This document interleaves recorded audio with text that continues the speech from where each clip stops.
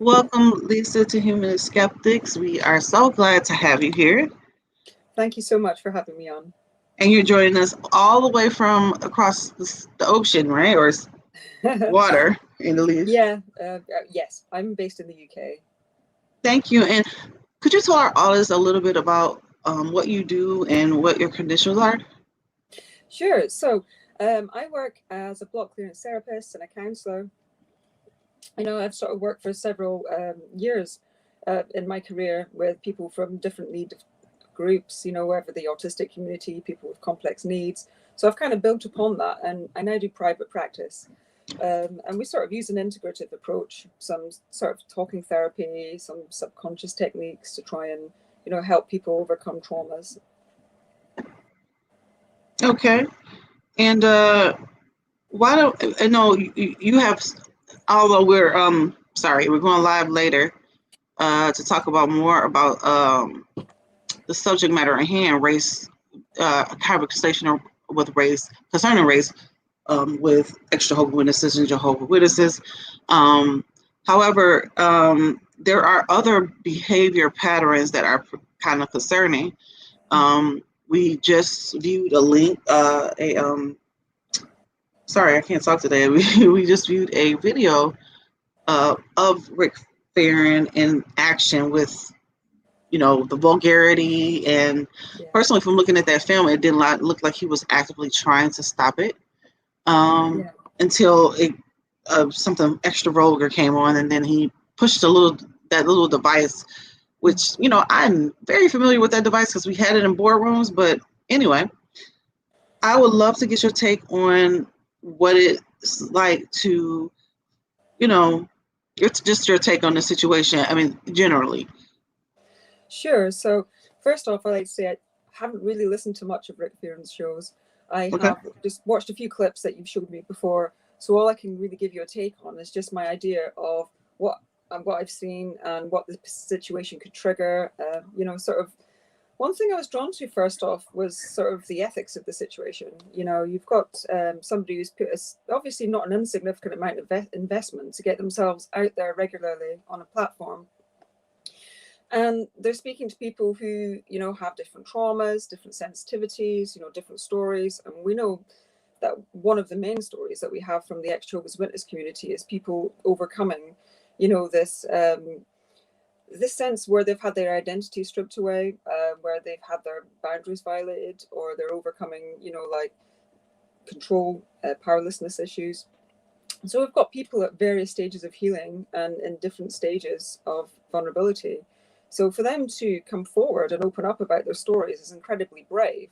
But to do that in an environment that is unsafe, it kind of raises the issues as to what's happening there. Okay, there's money to invest in having this platform and getting information out there, but there's not money to invest in a bit of security to make sure that person's safe to divulge their story without getting re-triggered, or that to me is quite confusing, because it's going to be difficult to get a really comfortable dialogue going when you know that's an issue, and it's a regular issue that's not really being tackled. Yes, and so it's.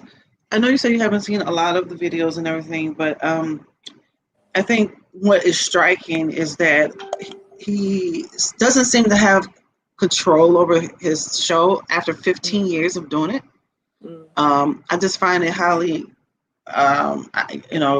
unlikely that he doesn't know how to do that. But in the event that he doesn't, and this is a new phenomenon, people calling in with vulgarity, um, it could be very triggering for a sex abuse survivor, absolutely. especially have to Absolutely. sit there and listen to that. Mm, yeah, absolutely. And very triggering for people with complex trauma, but also very triggering if you think that you've come out of this environment where it's a high control environment. So having to relearn to stand in your own authority, to develop your critical thinking skills, to do all these other life skills that just weren't encouraged there. So to do that and try and draw to this place as help, like, oh well, maybe this is the lighthouse that I need to draw myself towards, and then to go there, and then that also becomes an environment where there's traits of a similar mindset. And the reason why I say traits of a similar mindset is because, you know, you've got that thing where there's the hyperarousal again, you know, the feeling of being triggered, you know, Jehovah's Witnesses Right. have it with the impending Armageddon all the time. Oh my goodness, something awful is going to happen unless we do this. And then we're creating a high arousal environment in a different situation. Like, oh, wow, we're not safe. We're being hacked. You know, we're being, you know, we can't stop this being intruded on. You know, and what we do when we create a high arousal state is we're getting people out of the logical thinking part of the mind and into the more primitive, sort of reflexive part of the mind. People are more suggestible when you do that, you know, and that's sort of one of the traits that cults use, which helps them with, you know, reforming thought and keeping people in them. And it's Right. just, it seems, you know, really ironic to me that something that some people might view as a bit of a lighthouse to show them the way forward in a difficult time could actually be beaming out the same kind of stuff that they've been trying to get away from in a mindset level. You know, and another angle to this is that he gets a lot of newly exited from the cult and a lot of older ones as well. Mm. He tells people that he was almost selected to be part of the governing body, and I think maybe he was, but I think that if you're coming straight out of the cult, you're looking for somebody to follow. And if he's saying that he almost been it was the governing body member, we know that the governing body speaks for everyone, supposedly. So I don't know if that person might be in a delusion or not, but I think that it is interesting that, you know, I just think it's very interesting. Like, you think that you have gotten rid of all the indoctrination when it comes to teachings, and then especially if you're born in Jehovah's Witness, you are now, you know, you have nothing to do. You're bored once you first leave, and you don't have the prestige. You don't have people looking at you. You're just a regular person in the street. And you may think that, okay, well, that goes along with changing churches. Not really, because if you are a person that's charismatic and can give a good talk, people will hang around you. You know, you miss that at those accolades, I guess. Absolutely. And if you don't mind me just saying a quote, there's a book out there, Take Back Your Life, Recovering from Cults and Abusive Relationships, where the author says, cults tend to assault and strip away a person's independence, critical thinking abilities, and personal relationships, and may have a less than positive effect on a person's physical, spiritual, and psychological state of being. So what we know here is that if someone, especially if they've been in the organization, shall we say, sort of a longer period of time, they're more likely to have more significant wounds in these areas. So what you've got is a person who's coming out, who's trying to, you know, learn to think again, who's trying to be independent again, who's trying to develop all these faculties that were held back over the years, you know, and what somebody else is trying to say, well, what it would appear to me is that someone's put themselves in a leadership position, and, you know, by using that link to the organization and putting themselves on that pedestal, it's almost like encouraging the person to view that as a life raft rather than the sort of work at personal development, if that makes sense.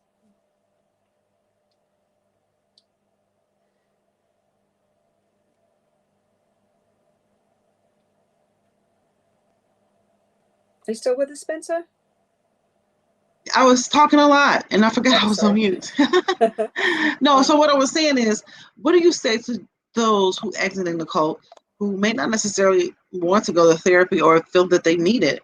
I personally think that if you're going to be in activism or any position of leadership, you should definitely consider it, because what happens is if you are not healed, whole, and being able to connect, you use your own experiences. You see it through other people in other situations, and before you know it, instead of helping, you're bleeding all over everyone else because you're cut and hurt. In counseling, we have a term of projection and then counter projection. So basically, sometimes the client will get comfortable enough with you that they'll project onto you like a person that they felt has wounded them similarly in the past. Now, the therapist, if they're not getting supervision or they don't really know their own stuff quite well, can then start counter projecting it back, like, well, this person's putting something onto me, I'm going to put that back onto them. You know, and then you can end up in that position where two wounded people are wounding each other, you know, rather than getting to the bottom of the matter of, okay, you know, this has triggered something in me, you know, I'm going to either speak up about it, I'm going to learn about it, I'm going to, and then that way person can develop, they can evolve, they can move forward rather than just staying in that really stuck place.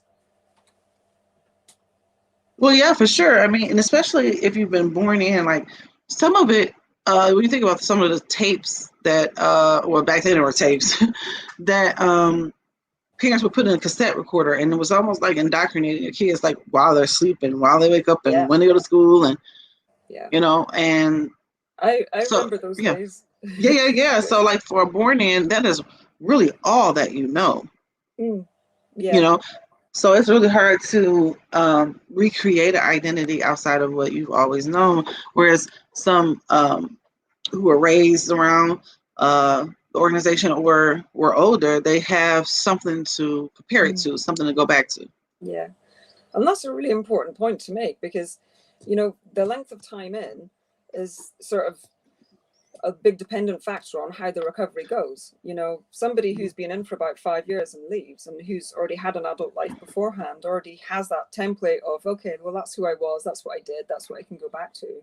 Right. Whereas, like you say, someone who's been raised in, like I was, I think you were as well, that's all you've ever known from birth. And that by leaving that, you have to cut yourself off from everything that you've known from that time and start over again in a world that you've been told is wicked and dangerous and satanic, and that you'll never, make yourself in. But that's what you're up against, So the level of that born in, that raised in thing, against, being in for a few years, it can make a huge difference to learning journey, and quite a few people who are born in, it may be a lifetime of work ahead, depending on the amount of trauma that they've been in there. Obviously, I'm not trying to be overly negative. Some people don't find that's the case, but with some people, we have to recognize, they've sustained a huge amount of damage and they'll need a huge amount of help. Well, yes, and sometimes, I would strongly suggest if you're leaving or considering leaving the Jehovah's Witnesses, that you look into counseling, or there are some books read that Bonnie Zeman, who's also a therapist, she writes for the therapists themselves who don't understand a lot of what we're talking about after experienced that firsthand, as well as books that help you whole and heal. And I say her because that's the first thing that come out of my mind, but there are activists that are not watching the government bodies every move. If that's for you, Absolutely. And sorry, just going back to your last question, because I know I didn't answer that very well. There's some great ex-cult books out there, some great, high control group information out there on the internet. I think there was an International Cult Association. I'll try and look up the website for you, and they've got loads of information on their website as to what to do. So there's a lot of great resources, and I understand some people can feel really nervous about therapy, but there's so many different ways you can initiate your healing journey. You could do a couple of courses. There's loads of free courses online. You could do a course on, I want to find out about well-being. I want to find out how to improve my career. I want to find out how to develop critical thinking skills. There's all these opportunities there, because also we're often patterned into hyperactivity. Right. These are things that we can use to fill up that gap. Well, let's do all this learning then. Let's fill in these gaps. Let's try and develop who we are. Yeah, I find that when some extra hope witnesses come out, they try to recreate the wheel, so to speak, when there's already plenty of resources, for homeless, for this and for that. So I guess I would have one more question for you. So it looks like we're reaching the end of our 15-minute segment, and I thoroughly enjoyed it. Is there anything that you want us to know in connection with what you saw, or maybe to someone who will be severely disappointed that, because we all have, that the person that we looked up to is not exactly who they say they are? I guess for witnesses, it's very easy to fall in that pattern of following someone else. It's easy. You don't have to think. You can just turn your brain off and go on autopilot. Yeah. That's something that we've been conditioned to, and quite often, even on an everyday level, if we put somebody on a pedestal, quite often all we see is all this goodness and no baggage. But then when they come off the pedestal, all you see is the baggage and no goodness. And sometimes it's quite part of the learning is just to realize, we're all human. We've all got strengths and weaknesses, and that, Right. sometimes this is just part of our journey of learning about us and other people. And although it'd be nice for someone to go on that pedestal and lead us forward, because it takes us away from all this confusion and all this like unending seeming work that we've got to figure out the outside world, it's not sustainable. It's not really taking us anywhere. It's just going to end up sort of landsliding into the same old road as before, and you've got choices in life. Is that what you want, or do you want your own agency back? Right. And it makes me think about, how the content that we put out. I mean, there are some people who are leaving and they need that, but to constantly put out content where you're literally sitting in the Kingdom Hall and watching their every move and debating every line of a watchtower, you really have just joined another organization. They just bash the organization you came from. Sure. So yeah, I would like to go ahead. Sorry, I was just going to say, and I suppose people are in different stages of their healing. There's going to be a deprogramming phase where you want to look back and reflect and think, oh, well, these are the inaccuracies that I see. But I suppose what I'm also saying is, there are different stages of healing. And at some point, it's nice if you can assimilate that to take your own agency back to move forward, because that's the biggest power going, isn't it? It's not giving our power away to other people. It's being able to be our own power in life. That is true. I mean, I was saying that's one of the reasons why I developed my channel, even though it's, not a lot of people there. I wanted to see content of you moving on after the Jehovah's Witnesses, because some of us are there. And then there are some people who have been out of the Jehovah's Witnesses for 20 years and still can talk about Jehovah's Witnesses like day in and day out. I don't think I've consumed that much Jehovah's Witness media when I was a Jehovah's Witness. I just think sometimes, it's easier to make that content, but, connecting with other people is really key, because once you deprogram from the watchtower, then you can start being more open to relationships and things like that. So I thought that was pretty interesting. While you're on the line, not on the line, but on the live, I'd like to get your opinion really quickly on these clips that we ran backstage. Sure. Okay, and here we go. Many people who were raised witnesses have so many problems later on as adults. And I worked for the court for a number of years, and many of the individuals I worked with were raised witnesses. And it intrigued me how someone raised a witness could end up a murderer, a rapist, involved in some heinous crime. But I found many were raised witnesses and involved themselves in these crimes because they were so. I've discovered that there are many serious mental health problems, and these are quite common. They're not exceptional. In fact, I found about 10% of the average congregation is in serious need of some type of therapy. So we're not talking about a small number. So what do you think there? I think you said you chimed in backstage that you think the 10% is maybe accurate. It would make a lot of sense to me. I remember from in my younger days, a congregation I came from, there was an awful lot of ME, fibromyalgia, which could be linked to, stress and things like that. And also there was the Australian Royal Commission, and they were finding up to 10% of some congregations were involved in, child sex abuse. And unfortunately, from a lot of Jehovah's Witnesses, ex-Jehovah's Witnesses I've talked to, almost everybody's got a story where they knows of something that's happened, An ex-brother at the hall that I was raised in, he ended up going to jail for child molestation, Wow. And unfortunately, there's a lot of that there. And there's so many prohibitive practices that we've been told to do, oh, you mustn't masturbate, or you mustn't do this, it's a sin, you mustn't do that, it's a sin. And what we do know is it puts so much pressure onto a person that, that pressure's got to eventually come out somewhere. So from the clip that we just saw, I find it really interesting, because what we've got is that people with all that pressure, and perhaps they're leaving, perhaps they don't have the life skills and the coping skills to deal with that. And then that pressure goes in a really destructive direction, Yes. And you know what? It's a chain reaction sometimes. When one activist gets triggered, another one gets triggered, and before you know it, everybody's triggered. And we need to understand what our triggers are and how we can not make them triggers again. Some people, like you said, it's trauma, or it might be various reasons, but I mean, ultimately, I guess it's your choice to decide whether you're going to wallow or stand up, which is easier said than done. Molly is joining us. She says, wow, 10%, that's crazy. I'm curious to bring that up in my parliament when I get vaccinated and meet with legislators. Good morning, Ronnie. Good morning, brothers. Okay. And good morning, Matt, who's from Australia. Thank you guys for joining us. We are actually going to get off the line. This is not a regular live. I didn't even know you guys were going to be here. I tried to pick a page that I thought was dead, but of course you guys show up when now, and then I can't get you to show up then.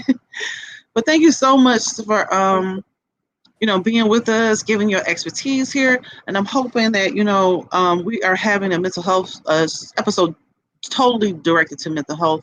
I would love to see if you can come back there and offer your insights there. Be my Not pleasure. to put you on the spot, but. Okay. Thank you very much. Okay, thank you. Okay, and we're going to go say bye. All right, bye. Thank you.